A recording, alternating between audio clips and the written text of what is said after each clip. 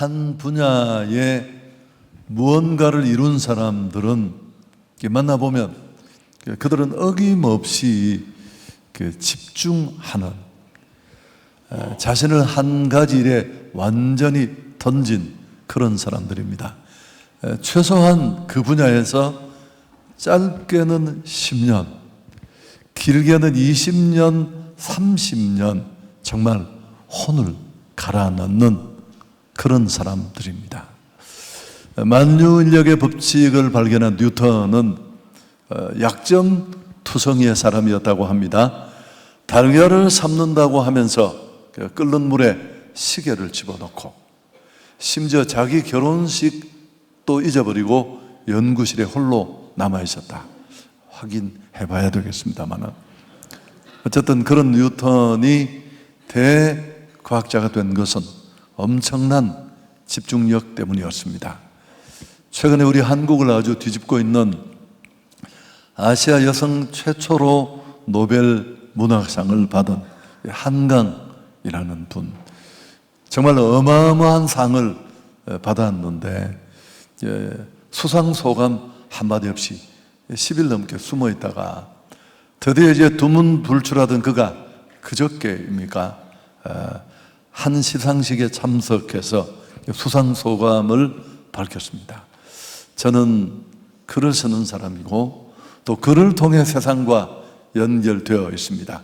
지금까지 그랬던 것처럼 앞으로도 계속 글을 써가면서 책 속에서 독자들을 만나고 싶습니다. 자기는 뭐 술도 먹지 않고 커피도 끊었고 최근에는 여행도 가지 않고 대신 걷는 거 좋아하고 또 좋은 책은 놓치지 않고 읽으려고 하고 뭐 그런 얘기. 글 쓴 지 30년이 되었지만 대체로 작가가 황금기에 이르는 건 50, 60대라는 속설이 있는데 그때까지 한눈 팔지 않고 집중하겠다. 뭐 그렇게 들렸습니다. 여러분, 우리가 이제 받고 나니까 정신을 못 차려서 그렇지 노벨 문학상이 이게 웬 말입니까? 아마 그는 정말 긴 시간을 집중하고 그 누구보다도 자신과 싸우면서 혼을 갈아 넣은 그 결과를 오늘 이제 이렇게 알려지게 된 것이겠죠. 집중력이 큰 일을 합니다. 날씨가 조금 충분히 화창하지 않은 날도 작은 돋보기로 그 햇빛을 모으면 종이에 불을 붙일 수 있잖아요. 집중의 위력입니다. 오늘도 비가 왔습니다만은 비는 굉장히 낭만적입니다. 제가 카페에 2번이나 내려갔습니다. 비 올 때 우리 카페가 가장 멋지거든요. 근데 사실은 이런 비가 모이면 집중호우가 됩니다. 그럼 진짜 기상대, 농민, 전 국민이 아주 비상사태로 여기고 날밤을 새우는 그런 일도 생길 수 있습니다. 이 모두가 집중의 힘입니다. 여러분, 세상에 어떤 일도 설렁설렁해서 된 일은 없습니다. 바보들은 지가 설렁설렁해도 될 줄로 아는데 세상은 절대 그렇게 호락호락 하지 않습니다. 동물조련사가 어떤 분이 쓴 책을 제가 읽었는데 굉장히 감명 깊었습니다. 사자우리에 들어갈 때 충분히 조련되지 않았을 때는 의자를 이렇게 들고 들어간대요. 조련사는 회초리도 가지고 있고 또 총도 때로는 가지고 있지만 왜 의자를 이렇게 들고 가느냐 하면 의자의 네 다리를 이렇게 사자 쪽으로 해서 들어간대요. 그럼 사자는 그 의자에 네 다리의 시선이 이렇게 분산되어서 일종의 시선 산만에서 오는 무기력증에 사로잡혀서 힘을 잃어버린대요. 이거 재미있지 않습니까? 그래서 결국 집중력의 와해가 사자를 온순하고 유약하게 만든다는 것입니다. 우리 현대인들은 너무너무 약합니다. 주의를 끌려면 광고도 30초에 끝을 내야 하고 또 때로 누구는 글도 쓰려면 30페이지를 넘기지 말라. 그렇게 충고를 합니다. 현대인들은 끈기가 없고요. 제가 주일날 설교도 30분을 딱 넘기면 살기가 느껴집니다. 저 인간이 오늘 어떻게 하려고 말이야, 안 하던 짓을 하고 있어. 약속도 있는데 뭐 그냥 제가 괜히 그렇게 생각을 하는 겁니다. 여러분, 인생은 능력이나 혹은 자원, 스펙의 차이 이전에 집중의 차이라는 것을 좀 알았으면 좋겠습니다. 사실 우리는 집중하는 것도 중요하지만 어디에 집중하고 무엇에 집중하느냐 하는 것이 더 가치가 있겠죠. 최근에 여러분은 무엇에, 어떤 일에 집중하며 살고 계십니까? 온종일 유튜브에 콜을 받고 손톱이 다 빠지도록 게임하고 취미생활이라는 이름으로 그 젊음의 정말 황금 같은 시간을 다 흘려보내고 있지 않습니까? 아무런 고민도 없이. 실업자들이 좀 줄었는데 최근 통계를 보니까 연세 드신 분들이 파트타임으로 늘어난 거고, 젊은 사람들은 오히려 취업률이 줄었대요. 제가 수치는 다 기억나지 않습니다만. 근데 그 통계 속에 나는 그냥 쉬고 있다, 놀고 있다고 생각하지 않고 준비하고 있다, 이렇게 착각하는 사람들이 꽤 많대요. 막연하게 아무런 계획도 없이. 여러분, 정말 우린 그러나 소중한 일에 집중해야 합니다. 핵심에 집중하라는 책의 저자인 크리스 주크와 제임스 앨런은 뭐 이런 거 통계낼 필요도 없는 얘기입니다만 10년 동안에 성공한 기업과 실패한 기업을 조사했는데 그 결과 성공한 기업의 공통점이 뭐였을까요? 너무 뻔한 일입니다. 핵심 사업에 집중했다. 당연합니다. 오만 대 여러 가지로 일을 벌려놓으면 집중할 수 없고 경쟁에도 이길 수 없는 것은 너무 풀을 본 듯 뻔한 일입니다. 여러분, 우리는 무엇에 집중해야 될까요? 개인의 삶이나 신앙에도 역시 우리는 집중해야 할 게 있습니다만은 오늘 하나님 역시 그분께 온 마음을 모아 집중하는 사람을 찾고 계신데, 자, 오늘 이 구절 너무너무 잘 알고 있는 구절인데 함께 읽습니다. 여호와의 눈은 온 땅을 두루 감찰하사 전심으로 자기에게 향하는 자를 위하여 능력을 베푸시나니 이 일은 왕이 망령되어 행하였은즉 이후부터는 왕에게 전쟁이 있으리이다. 여호와의 눈은 온 땅을 두루 감찰하사 전심으로 자기에게 향하는 자를 위하여 능력을 베푸신다. 선지자 하나니가 유다 왕 아사에게 한 충고요, 경고입니다. 상당히 남쪽 유다는 신앙의 정통성을 가졌지만 그럼에도 불구하고 그 아사 왕 꽤 괜찮은 왕이었습니다만은 여러 가지 상황이 좋지 않고 또 주변 나라들과의 국제 관계가 복잡해지자 하나님을 의지하지 않습니다. 오히려 주변에 있는 강국들을 의지하고 기대기 시작합니다.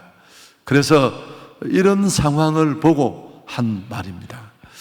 아사 왕은 나라가 어려워지자 더 주님 앞으로 나가 그분께 집중하고 하나님을 의지하고 매달려야 할 텐데 오히려 주변에 강대국들의 도움을 입고자 했습니다. 이런 상황을 두고 오늘 선지자는 하나님은 온 땅을 살피신다. 그리고 그냥 쇼하는 대중이 아니라 정말 전심으로 자신에게 집중하는 자를 찾으시고 바로 그런 자에게 능력을 주어 세상을 다스리게 하십니다. 아사 왕은 그렇지 못했습니다. 정말 위기의 때 하나님께 시선을 돌리지 않았고 하나님을 바라보지 않았고 마침내 하나님은 선지자를 통해 전쟁과 분열이 그치지 않게 될 것이다. 사실 오늘 읽은 이 구절에 가장 중요한 단어는 전심으로라는 겁니다. 전심으로. 지금 이 시대는 갈기갈기 분열되고 나누어진 시대입니다. 혼란의 시대고 우리는 분열의 시대를 살고 있습니다.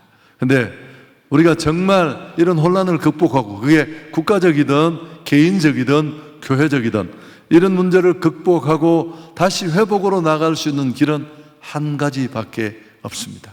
우리가 하나님께 나아가는 것입니다. 그리고 전심으로 그 하나님 앞에서 길을 찾는 것입니다. 그리고 위로부터 오는 그 능력을 덧입어야 할 줄 믿습니다. 삶이나 신앙이나 다 승리하는 원리는 하나입니다. 여러분, 헛된 것에 집중하면 실패하고 오직 하나님께 집중할 수 있기를 축복합니다.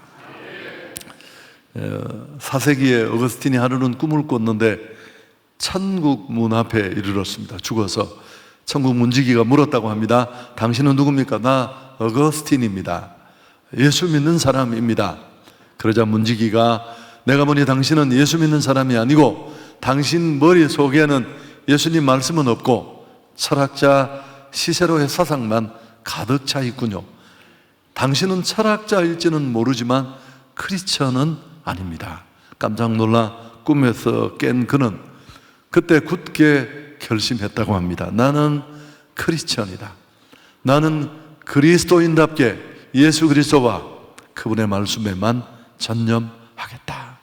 사실 제가 종교인과 신앙인을 수없이 많이 나누었습니다만 또 많은 분들이 이 나눔을 기억하고 기도에도 얘기를 하고 또 간증에도 얘기를 하더라고요. 도움을 받았다는 의미인데, 여러분, 종교인과 신앙인이 어떻게 다를까요? 정말 헷갈립니다. 둘 다 출석도 하고 또 예배도 드리고 찬양하는 시간에 손도 들고 또 가끔씩 사람을 데려와요. 그래서 정말 우리를 헷갈리게 만듭니다. 근데 여러분, 종교인은 교회 다니는 사람입니다. 그냥 그는 교회를 다니는 거예요. 로터리 클럽 가듯이, 고향 친구들 동창회 가듯이. 그가 받는 위로와 축복은 인간적인 따뜻함, 위로, 심리적인 안위, 이 정도가 전부입니다. 그러나 신앙인은 하나님을 믿는 사람인 줄 믿습니다. 전능하신 하나님, 그분께 내 인생 전체가 기대어 있습니다. 그분이 주신 축복들을 누리고 향유하고 있지만 주신 것보다 주신 일을 바라봅니다. 무엇보다 중요한 건 종교인에게는 어디까지라는 한계가 있습니다. 그러나 신앙인에게는 그런 게 없습니다. 마음을 다하고 성품을 다하고 뜻을 다하고 힘을 다하여 하나님을 사랑할 줄 믿습니다.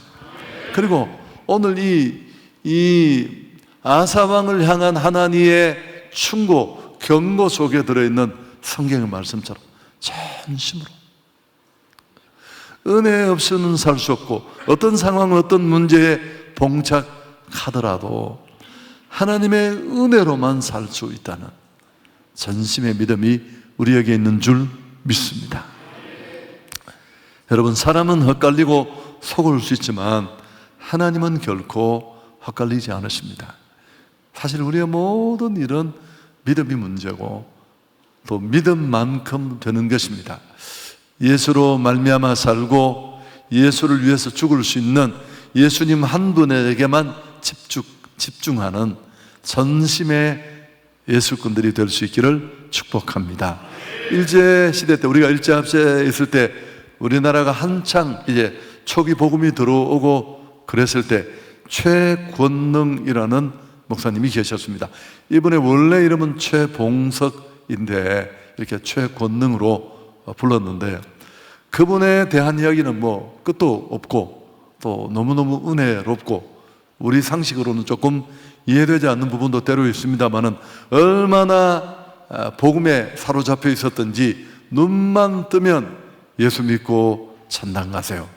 그 말도 하기 힘들어서 예수 천당 이렇게 줄여서 아침 기상시간이 이분은 따로 없었대요. 새벽 1시고 2시고 가리지 않고 평양 거리를 누비고 다니면서 목청껏 외쳤습니다. 여러분, 당시 대문은 이렇게 사리로 만든 문이어서 밀면 밀리고, 또 한옥은 그저 문풍지로 딸랑 창호지 한 장 바른 그런 집이니까 그 새벽 1시, 2시에 예수 천당! 하고 대문에서 소리치면 자던 사람이 벌떡벌떡 일어나죠. 그러면 막 잡고 두들겨 맞고 항의하고, 추저소에 끌려가서 흠신 두들겨 맞고 고문을 받고 기절을 했대요. 근데 이제 기절한 그를 이렇게 물을 퍼부어서 깨웠는데, 깨어나자마자 벌떡 일어나서 순사 얼굴에 지른 소리가 예수 천당. 그러니까 이분이 너무 기가 막혀서, 도대체 당신은 어떻게 된 사람인데 왜 이렇게 사느냐고 물으니까 그분이 이 얘기를 했더니, 내 속에는 여기까지 예수로 꽉 차 있습니다. 그래서 누구든지 나를 건드리기만 하면 예수가 쏟아집니다. 오늘도 정말 한번 해보고 싶네요. 옆에 사람 신뢰가 안 된다면 배를 한번 눌려보시고 뭐가 나오는지 보고 싶습니다. 여러분, 이런 오직 예수로만 가득한 분이 한국 초기에 있었기에 오늘 한국 교회가 여기까지 온 줄 믿습니다. 다윗도 언젠가 설명했습니다마는 정말 하나님으로 가득했잖아. 여호와는 나의 목자시니 여호와는 어떤 분이 그렇게 책에 적었더라고요. 다윗이 얼마나 하나님으로 충만한 사람이냐 하면, 그의 별을 누가 누른다면 여호와가 나올 것이다. 그는 축복이 늘어도 축복에 콧받들이지 않고 그 복 주신 하나님을 바라보았습니다. 주밖에는 나의 복이 없습니다. 그런 고백을 쏟아놓았습니다.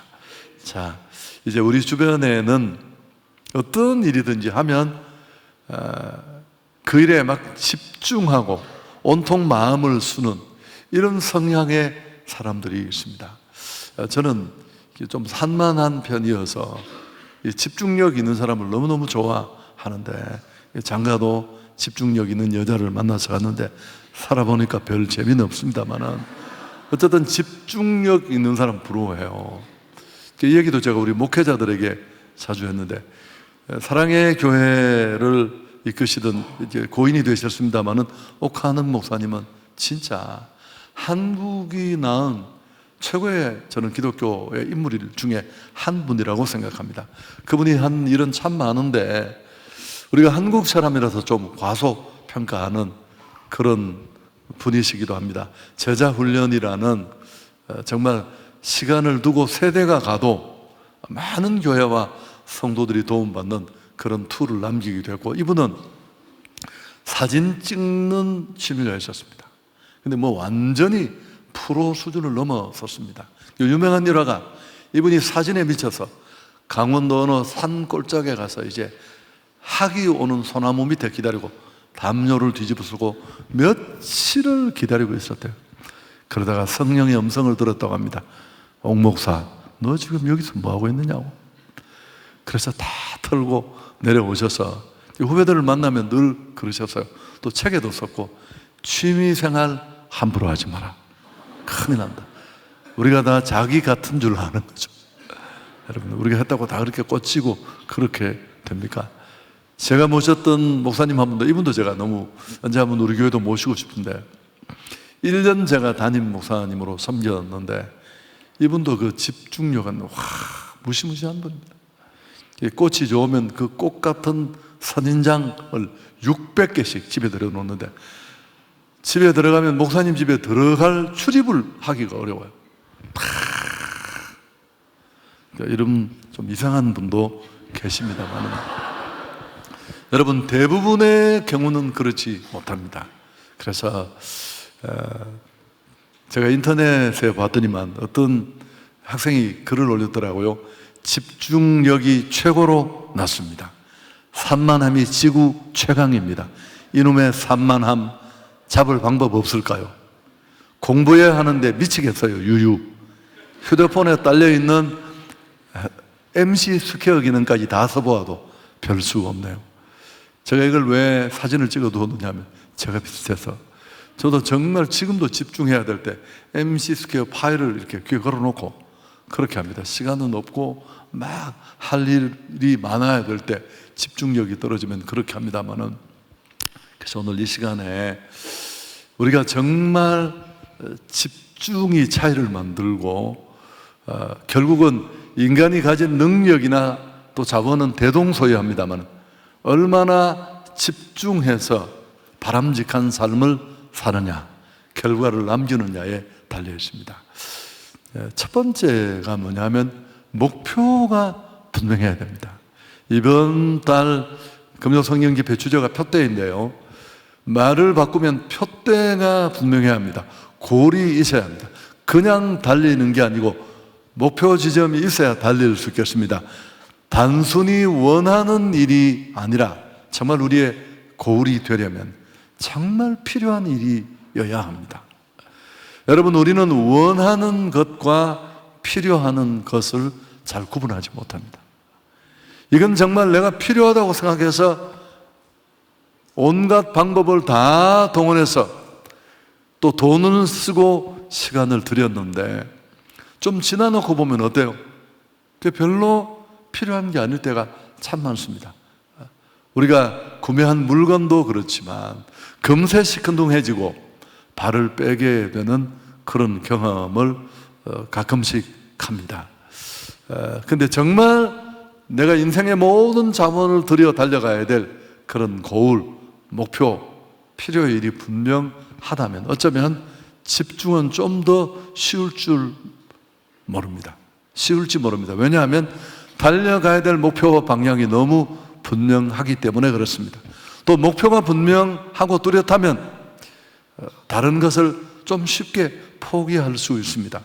유혹이 말을 걸어와도 무시할 수 있고요. 잡다한 가지들, 집중력을 빼앗는 일들을 하나씩 끊어낼 수 있습니다. 정말 내가 해야 할 일이 무엇이고, 정말 내가 가야 할 길이 어떤 길이고, 내 인생의 모든 것들을 집중해야 할 것이 무엇이고. 잠언 29장 18절에 있는 말씀 우리 같이 한번 읽을까요? 묵시가 없으면 백성이 방자에 행하거니와 율법을 지키는 자는 복이 있다. 우리말 쉬운 번역 하나가 이 구절을 그렇게 번역했습니다. 묵시가 없으면 백성이 방자히 행한다. 기억이 나실 겁니다. 과거에 이 구절을 많이 인용했는데 좀 더 쉬운 말로 바꾸면 비전이 없으면 제멋대로 산다. 여러분, 비전이 뭡니까? 그건 사명이고 살아야 될 이유고, 이 땅에 하나님의 형상을 받은 한 존재로 이 땅에 와서 내가 해야 할 일, 사실 자신의 개인적인 비전을 찾는 일은 너무너무 중요하고요. 근데 이 비전을 찾는 일이 제 경험으로 보면 대부분 마찬가지지만 언제 이루어질까요? 그렇습니다. 뭐 MBTI 한다고 되는 게 아니고 한 가지 방법일 수 있고 뭐 상담하고 부딪혀보고 그런 여러 가지가 필요합니다만은 예수님을 인격적으로 만나는 겁니다. 복음을 제대로 경험하고 은혜를 받고 나면 내가 구원의 감격, 하늘의 소망을 가진 사람이 될 뿐만 아니라 내가 뭘 하며 살아야 되는지 이 문제가 풀립니다. 그래서 방황을 끝낼 수 있습니다. 왜? 방황할 이유가 없습니다. 내가 가야 될 분명한 길이 있고 내 인생의 모든 자원이 집중해야 될 고울을 찾았기 때문에 그렇습니다. 할렐루야. 우리 이제 금요철야에 좀 이 연령 구조가 너무 많이 바뀌었어요. 제가 안 온 탓이 크다고 생각합니다만 뭐 저는 크게 나쁘지 않다고 생각합니다. 젊은 분들 구조로 많이 이루어진 것, 그것도 참 바람직하고 다양한 세대가 모이는데 특별히 그 나이가 드신 분들도, 연세 드신 분들도 꿈이 있어야 됩니다. 꿈. 제가 이야기도 너무 많이 해서 하면 또 여러분 짜증 나시나요? 제가 60이 넘어서인 것 같아요. 정확하진 않은데 어느 날 금요 철야를 하고 이제 아침에 눈을 떴는데, 그러면 한 6시쯤 되거든요. 눈을 떴는데 갑자기 제 안에 꿈이 없더라고요. 저는 사실 비전 하나 붙잡고 여기까지 빈몸으로 별로 내세울 게 없는데 사람들이 다 알아요. 근데 저게 꿈이 없었습니다. 제가 아침을 먹고 아내에게 너무 놀라서 여보 내가 꿈이 없다 그러니까 저희 와이프는 절대 놀라는 사람이 아닙니다. 그 어마어마한 이야기를 듣고 큰일 났네요 그러더니 부엌으로 가버렸어요. 큰일이 한 개도 난 표정이 아니었어요. 그래서 제가 너무 가슴이 답답해서 하나님 내가 빈손으로 하나님 주신 그 비전 하나 잡고 여기까지 이렇게 달려왔는데, 그러다가 제가 이제 중간 과정은 다 생략하고 정말 하나님 내 노후가 내 비전이 아니라 편안한 노후가 아니라, 그래서 여러분과 나누었습니다마는 우리 한성교회가 지금까지 달려온 이 행복한 사람들의 축제를 한국교회에 나누는 일, 이게 시작이 되었고 지금도 그 일을 생각하면 오늘 새벽에도 막 가슴이 뛰고, 여러분 얼마나 행복한지 몰라요. 나의 유익과는 별로 상관이 없습니다. 저는 제 하는 일만 해도 지금 헉헉하는데 그 일을 한다는 것은 굉장히 번거롭고 불편한 일입니다. 그럼에도 불구하고 오늘 밤에 깊은 기도 속에 여러분의 비전을 발견할 수 있기를 축복합니다. 특별히 우리 젊은 분들은 저는 한 3일 정도, 뭐 일주일도 좋고요, 시간을 내서 정말 금식이라도 하면서 한번 부딪혀 볼 필요가 있습니다. 전능하신 그분을 인격적으로 직면하듯 한번 만나서 눈물 콧물 다 달고, 하나님 젊음의 시간이 지나가기 전에 내가 어떻게 살아야 될지, 내가 무엇을 향해 달려가야 될지, 그 인생의 표대를 발견할 수 있기를 축복합니다. 이런 유명한 얘기가 과거에 있었어요. 10대에 꿈을 꾸고 20대에 준비하고 30대에 쓰임받고. 할렐루야. 여러분 이건 지나가면 어려운 거예요.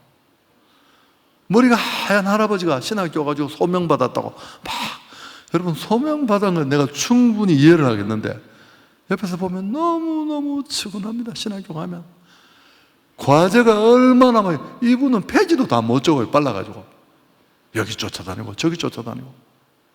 얼마나 안타까운 일입니까? 그래서 우리 한성교회도 예수를 만나고 개인의 비전이 아니라 교회적으로 또 성도에게 주신 비전이 있는 줄 믿습니다.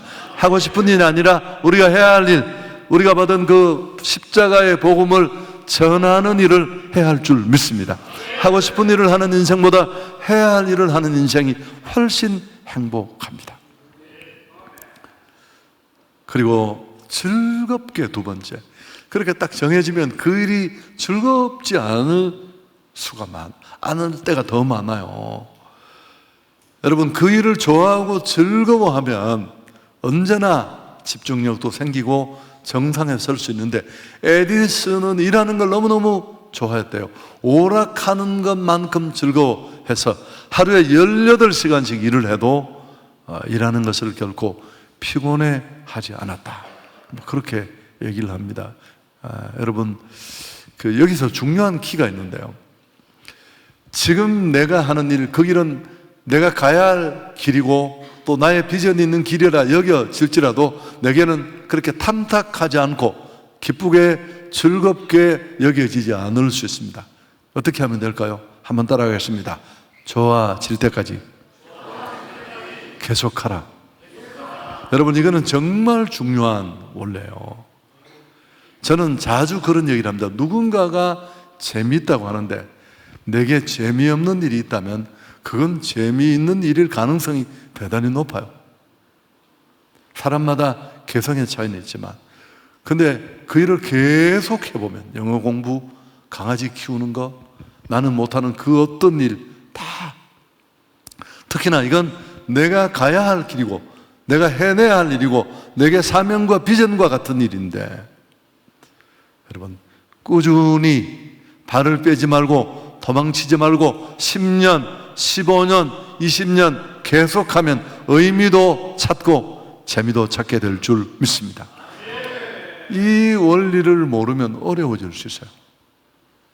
주변을 언저리를 돌다가.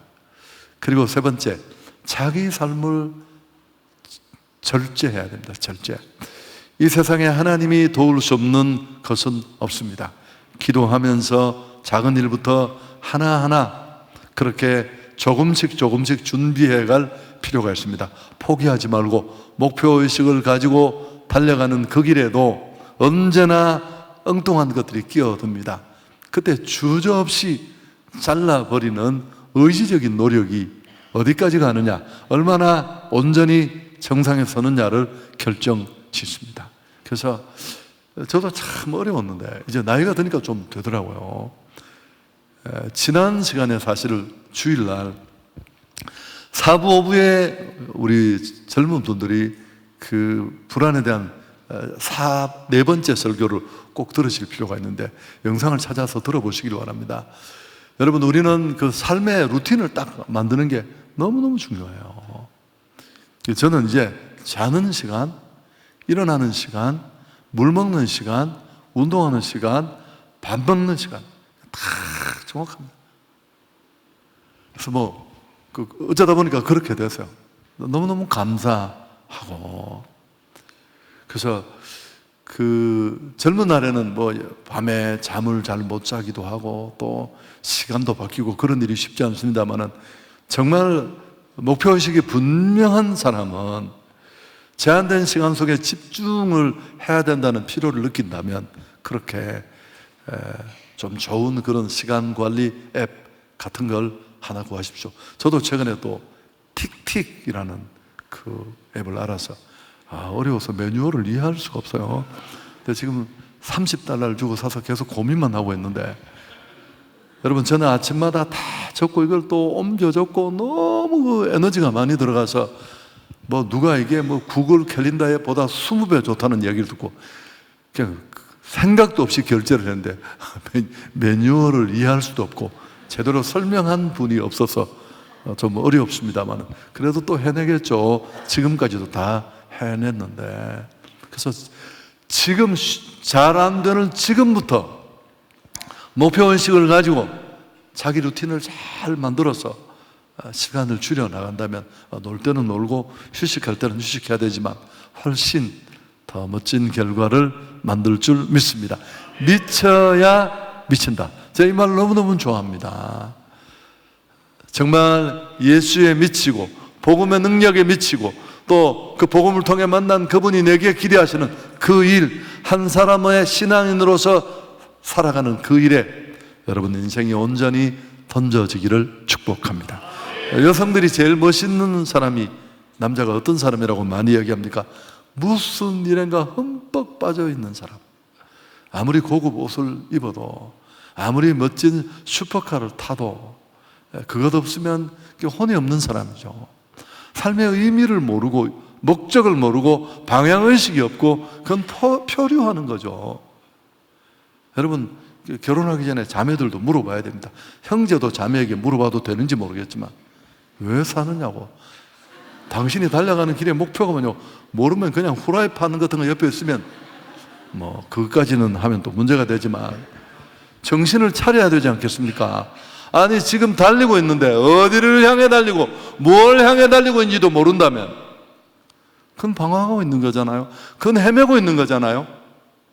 간 것만큼 돌아와야 될지도 모르잖아요. 아니, 정반대 방향으로 가고 있을지도 모르잖아요. 그래서 오늘 밤에 그런 은혜가 있었으면 좋겠습니다. 세르반테스의 소설에 나오는 돈키호테 얘기를 하면서 설교를 마치려고 합니다.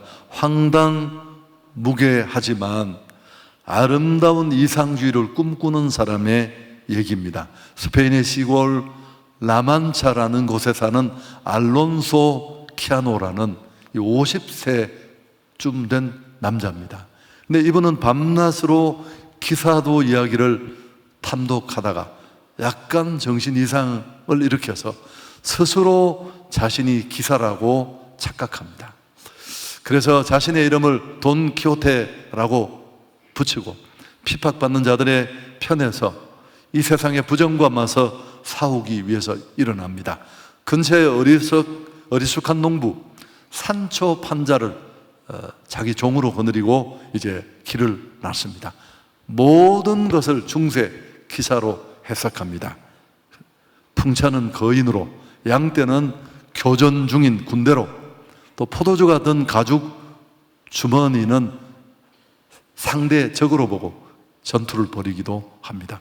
현실과 동떨어진 이상적인 몽상가 돈키호테는 가는 곳마다 미치광이 취급을 받고 문매를 맞고 돌팔매질을 당하고, 그렇지만 그의 용기와 고귀한 뜻은 꺾이지 않습니다. 뒤에 또 뭐 이런저런 얘기를 제가 적어왔는데, 아무리 조롱받고 상처 입어도 끝까지 그는 노력하고 달려갑니다. 돈키호테는 자기 고집대로 막 들이받으면서 그렇게 전혀 이해할 수 없는 삶을 살았던 사람이 아니라 고귀한 이상을 위해서 달려간 사람이다. 그리고 그 열정을 배워야 된다, 그렇게 설명하면서 노벨 연구소가 역사상 가장 위대한 문학 작품으로 이 소설을 꼽았습니다. 인류가 본받을 만한 인간성을 보여주었다라는 게 노벨 연구소의 설명입니다. 제가 왜 이 말씀을 마지막으로 드리느냐 하면, 이렇게 딱 보면 그 이해가 보이는 사람이 있어요. 죄송합니다. 판단하는 건 좋지 않은데 냄새가 너무 많이 나니까 막 그 뭔가를 챙기려고 일하고 뭔가를 노리고 하고, 그건 너무 치사하고요.